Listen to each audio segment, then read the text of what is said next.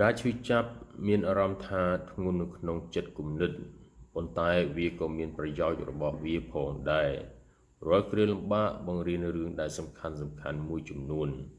នៅពេលអ្នកចាញ់អ្នករៀនត្រៀមកម្លាំងនៅពេលអ្នកបរាជ័យអ្នករៀនក្លាហាននៅពេលបេះដូងរបស់អ្នកបាក់បែកអ្នករៀនពីក្តីអាណិតអាសូរការឈឺចាប់បង្ហាញអ្នកពីអ្វីដែលពិតជាសំខាន់នឹងជួយអ្នកឲ្យរីកចម្រើនទៅជាមនុស្សម្នាក់ដែលឆ្លាតជាងមុននិងមានចិត្តសប្បុរសជាងមុនអ្នកមិនអាចជៀសវាងការឈឺចាប់ទាំងស្រុងបានទេប៉ុន្តែអ្នកអាចជ្រើសរើសរៀនពីវាបានសូមឲ្យការតស៊ូរបស់អ្នកមានឥទ្ធិពលដល់រូបអ្នកមិនមែនបំផ្លាញអ្នកឡើយ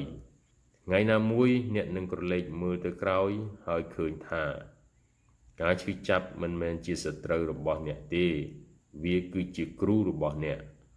រាល់ការភ័យខ្លាចនាំមកនូវមេរៀនមួយហើយរាល់មេរៀននីមួយនាំមកនូវពន្លឺបំភ្លឺផ្លូវរបស់អ្នក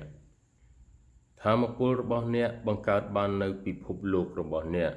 នៅពេលអ្នកគិតដោយចិត្តសប្បុរសនិយាយដោយទន់ភ្លន់និងប្រព្រឹត្តដោយក្តីស្រឡាញ់មានន័យថាអ្នកកំពុងតាក់ទាញពន្លឺឲ្យមករកអ្នកតាមធម្មជាតិមនុស្សត្រូវបានតាក់ទាញទៅរកថាមពលអវិជ្ជមានប្រសិនបើអ្នកធ្វើដំណើរអមដោយសេចក្តីសុខនៅក្នុងចិត្តរបស់អ្នកដទៃក៏មានអារម្មណ៍ដូចគ្នានឹងអ្នកដែរភាពអវិជ្ជមានរុញច្រានពន្លឺឲ្យចេញឆ្ងាយពីអ្នកប៉ុន្តែភាពវិជ្ជមានតាក់ទាញពន្លឺឲ្យកាន់តែខិតជិតមករកអ្នកនៅពេលអ្នកចែករំលែកពន្លឺឲ្យទៅដល់អ្នកដទៃកាន់តែច្រើនអ្នកក៏កាន់តែទទួលបានពន្លឺកាន់តែច្រើនដូចគ្នារាល់ស្នាមញញឹមចិត្តសប្បុរសនិងការប្រព្រឹត្តប្រកបដោយក្តីសង្ឃឹមវាប្រៀបដូចជាពន្លឺភ្លើងទៀនដែលស្ថិតនៅក្នុងទីងងឹតអ្នកមិនចាំបាច់ជាមនុស្សល្អឥតខ្ចោះទេគ្រាន់តែជាមនុស្សស្មោះត្រង់និងមានចិត្តសប្បុរសទៅបានហើយចូលចងចាំថាពន្លឺចាញ់ចាំងមិនចាំបាច់ប្រយុទ្ធប្រឆាំងនឹងភាពងងឹតនោះទេវាគ្រាន់តែបញ្ចេញពន្លឺនិងធ្វើជាពន្លឺឲ្យភ្លឺច្បាស់នោះអ្នកនឹងឃើញថា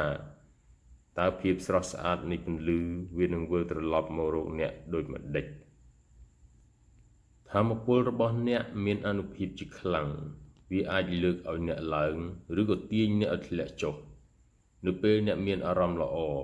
ដូចជាក្តីសប្បុរសការអត់ធន់និងភាពរីករាយអ្នកបង្កើតបាននូវទីធ្លាល្អប្រសើរមួយសម្រាប់មនុស្សគ្រប់គ្នាអារម្មណ៍ល្អកើតចេញពីបេះដូងមានសេចក្តីសុខនិងមានចិត្តដឹងគុណដោយជៀសវាងការនិយាយដើមគេការមានកំហឹងនិងភាពអវិជ្ជមានព្រោះការមានរបស់អស់ទាំងនេះ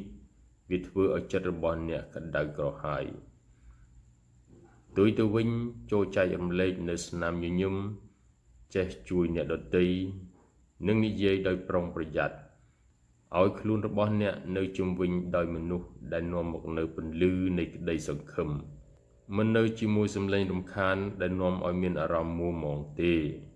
នៅពេលអ្នកការពារចិត្តរបស់អ្នកឲ្យមានសេចក្តីសុខអ្នកក៏អាចការពារថាមពលរបស់អ្នកបានដែរចូលចងចាំថាអារម្មណ៍ល្អដែលអ្នកបញ្ជូនចេញទៅអ្នកដទៃកាន់តែច្រើនជីវិតរបស់អ្នកនឹងទទួលបាននូវអារម្មណ៍ល្អមកវិញកាន់តែច្រើនដូចគ្នា